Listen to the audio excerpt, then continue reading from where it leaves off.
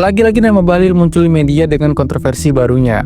Jadi kalau lo ngikutin perkembangan media sosial sekarang, orang-orang lagi rame ngomongin masalah Shell yang mengalami kelangkaan stok BBM karena beberapa aturan baru dari pemerintah.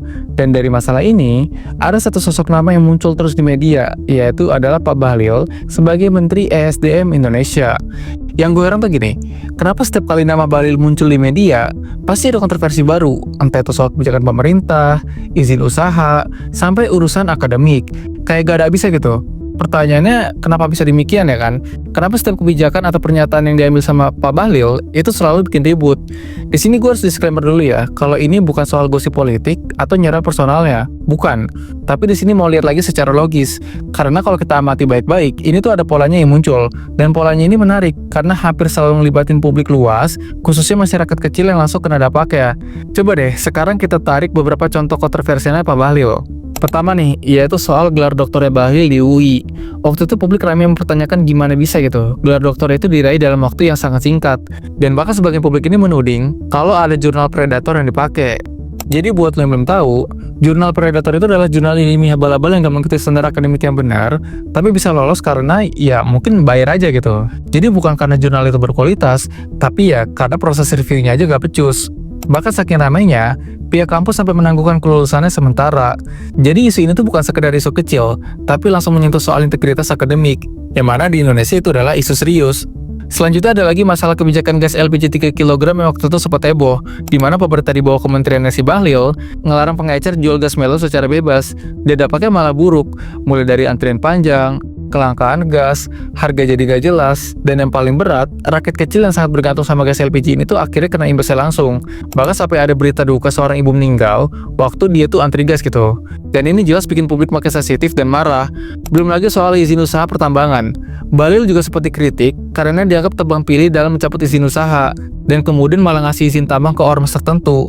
Akhirnya publik ngeliatin itu sebagai potensi konflik kepentingan, dan kesan kalau kekuasaan itu dipakai buat kepentingan politik. Nah, dengan 3 contoh besar itu aja, kita bisa lihat polanya.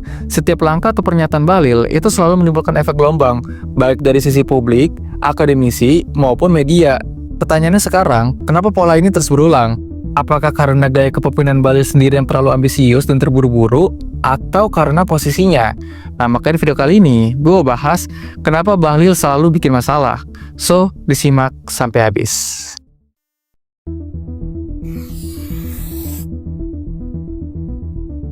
Sebelum itu kita coba tarik dulu nih ke beberapa kontroversial yang pernah dibuat sama Bahlil belakangan waktu ini yang ngebuat masyarakat kesel sama kontroversinya.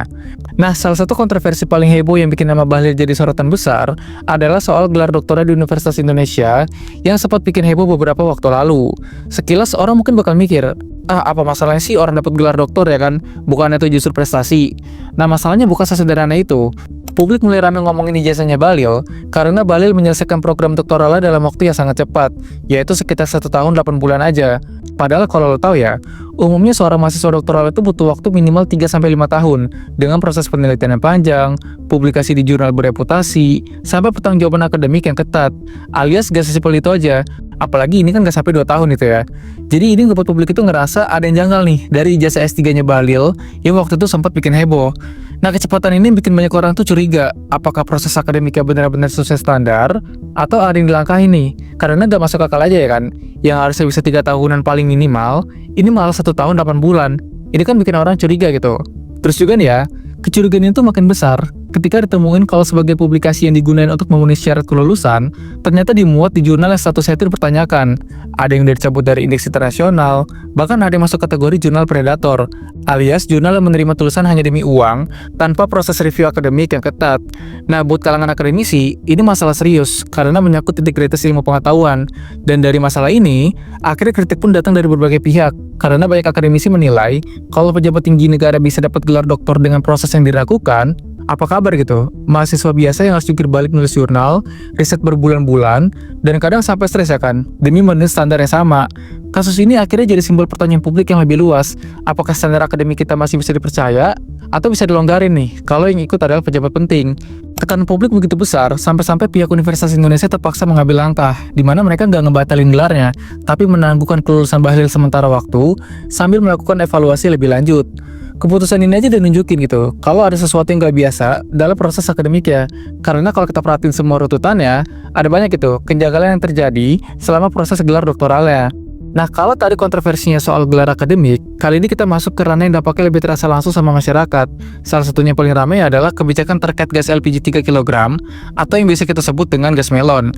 Di mana Bali lewat kementeriannya itu melarang pengecer untuk menjual gas melon secara bebas, dan tujuannya ya supaya distribusi ini lebih tepat sasaran. Tapi yang terjadi di lapangan justru sebaliknya. Kebijakan ini malah bikin antrian panjang di banyak daerah, harga jadi gak jelas, dan akses masyarakat miskin yang paling butuh justru makin sulit.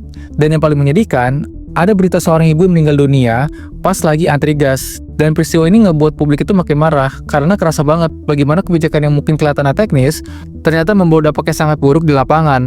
Apalagi sampai memakan korban jiwa itu ya menurut gua ada yang salah gitu dari implementasi kebijakannya.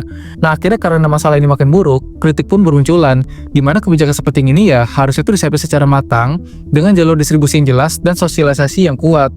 Tapi faktanya ya kebijakan ini langsung diterapin tanpa fondasi yang kokoh. Alhasil rakyat kecil lagi-lagi jadi korban. Nah setelah itu selain urusan gas melon, ada juga kontroversi lain yang gak kalah panas, yaitu soal izin usaha pertambangan atau IUP dan investasi. Di sini Bahlil kembali jadi sorotan, di mana banyak pihak menuduh adanya tebang pilih dalam pencabutan izin usaha tambang, yang itu artinya gak semua izin itu dicabut dengan kriteria jelas. Alhasil publik menilai ada pilih kasih dalam penerapan kebijakan ini. Misalnya nih, pemerintah waktu itu cabut izin usaha 4 perusahaan nikel di Raja Ampat. Tapi di satu sisi, pemerintah tetap kasih izin ke PT Gag Nikel anak usaha Antam untuk terus beroperasi. Ya walaupun mereka tuh beroperasi dalam wilayah yang dianggap problematik sama masyarakat dan juga sama para pengamat. Dan inilah yang bikin banyak orang tuh ngerasa kalau pemerintah tebang pilih nih dalam ngasih izin usaha tambang ke perusahaan itu. Nah masalah makin besar ketika muncul kabar kalau beberapa ormas keagamaan justru dikasih akses untuk mengelola tambang. Hal ini memunculkan tanda tanya besar, kenapa ormas yang basisnya itu lebih ke sosial dan keagamaan malah masuk ke ranah bisnis tambang? Kan gak nyambung ya kan? Publik pun menilai ada potensi konflik kepentingan di balik kebijakan ini. Dan yang terakhir baru-baru ini, Bahlil kembali lagi jadi sorotan gara-gara masalah SPBU swasta yang mengalami kelangkaan BBM. Jadi kemarin tuh SPBU swasta khususnya Shell mengalami kelangkaan BBM yang ngebuat stok BBM mereka tuh habis gitu. Bahkan sampai-sampai karyawan Shell pun jualan kopi buat dapat penghasilan. Sebenarnya kelangkaan BBM di SPBU swasta ini bukan karena stok nasional habis, tapi lebih karena masalah di rantai pasok mereka sendiri. Jadi permintaan BBM dan subsidi belakangan itu cukup naik drastis, karena banyak orang tuh lebih milih beli di SPBU swasta yang dianggap punya kualitas lebih baik. Nah sayangnya, distribusi BBM ke SPBU swasta ini tuh belum sekuat Pertamina. Alhasil ketika permintaan melonjak, pasokan mereka tuh cepat habis. Apalagi sebagian besar BBM swasta itu masih bergantung sama impor.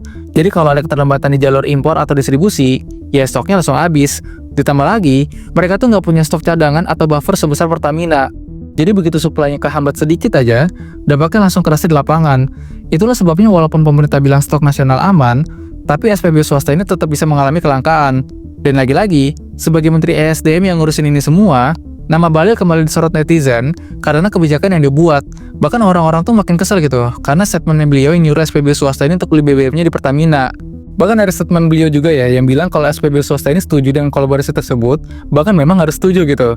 Kami baru selesai rapat dengan teman-teman dari swasta dan Pertamina menghasilkan 4 hal. Yang pertama adalah mereka setuju dan memang harus setuju. Ini kan kesannya kayak pemerintah tuh nyuruh SPBU swasta untuk berbisnis sama perusahaan milik negara kalau tetap masih mau bertahan. Nah sekarang kenapa sih Bahlil ini tuh kesannya kayak bikin masalah melulu gitu? Salah satu alasan utama kenapa namanya kerap bermasalah adalah posisinya yang bukan cuma teknis, tapi juga politis. Sekarang ini kan dia menjabat sebagai Menteri ESDM ya, tapi di saat yang sama juga, dia jadi Ketua Umum Partai Golkar. Nah kombinasi ini ngebuat langkahnya mulai dicurigain. Apakah benar-benar demi kepentingan energi nasional, atau ada motif politik di baliknya? Karena kalau dia juga punya peran penting dalam sebuah partai, keputusan yang diambil itu takutnya serba salah ketika kepentingan rakyat dan partai itu bisa bertentangan. Masalah berikutnya ada pada ekspektasi. Energi itu adalah sektor yang langsung dirasain sama rakyat, dan sedikit aja kebijakan bergeser, misalnya kayak harga LPG naik, distribusi gas melon tersendat gitu ya, atau listrik bermasalah, reaksinya bisa langsung besar-besaran. Gini deh, menurut data dari Pertamina di tahun 2024, sebesar 85% konsumen gas LPG 3 kg itu adalah rumah tangga. Jadi ketika muncul wacana digitalisasi distribusi atau pembatasan subsidi, wajar kalau keresahan publik ini dapat memanas karena ini menyangkut kebutuhan banyak orang. Dan yang lebih parahnya, Kebijakan itu bisa dimanfaatkan sama pihak-pihak yang mencari keuntungan lewat timbun gas LPG ketika terjadi kelangkaan. Jadi dirasa ya kebijakan itu gak adil gitu. Karena rasa keadilan juga jadi permasalahan. Begitu ada kebijakan yang terlihat lebih nguntungin kelompok besar, entah itu pengusaha tambang atau perusahaan energi, masyarakat bawah tuh pasti ngerasa diperlakukan gak adil. Padahal energi itu sering jadi isu paling politis ya kan, kayak harga BBM, listrik, dan juga gas gitu. Itu bukan sekedar urusan ekonomi, tapi juga simbol apakah negara ini berpihak sama rakyat kecil atau enggak. Di sisi lain, Bahlil juga nggak bisa lepas nih dari panggung politik. Karena sebagai figur publik sekaligus politisi, dia otomatis jadi target serangan dan pemberitaan media. Apalagi Bahlil ini kan jadi menteri yang cukup sering disorot gitu ya. Jadi sedikit aja dia salah ngomong, dia bakal digoreng habis-habisan.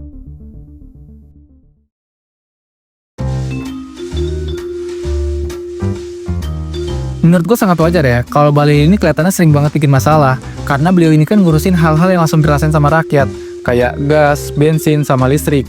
Jadi sedikit aja kebijakan dia ngerugin masyarakat, jadi bakal diserang habis-habisan. Apalagi dengan posisi dia yang ganda, yang gak menutup kemungkinan juga kalau semisal ada kepentingan yang bertolak belakang satu sama lain. Makanya kadang statement dan kebijakan dia itu suka dihujat sama banyak orang, dan kesana kayak nambah masalah melulu gitu. Gimana deh pendapat lo soal kebijakan Bahlil? Coba tulis di kolom komen. Well, sekian dulu pembahasan kali ini, semoga bermanfaat, dan sampai jumpa di segmen selanjutnya.